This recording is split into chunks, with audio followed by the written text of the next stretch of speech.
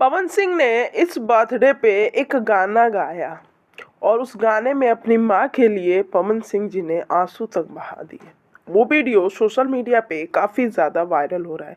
लेकिन एक तरफ एक और वीडियो वायरल हो रहा है जो है ज्योति सिंह का, जिसमें ज्योति सिंह ये कहते हुए नजर आ रही हैं कि पवन सिंह जी का प्यार अपनी माँ के लिए दिखावा है।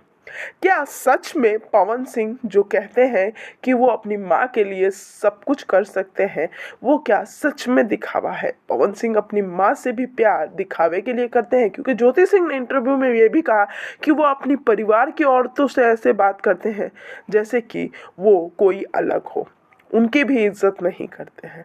तो अब आप फैसला करें कि क्या ये बातें सच है या झूठ है, या ज्योति सिंह जो कह रही हैं वो सच है या पवन सिंह जी को जो कह रहे हैं वो सच है। वीडियो देखकर आपको भी तो कुछ ना कुछ लगा ही होगा, कमेंट हमें ज़रूर करें।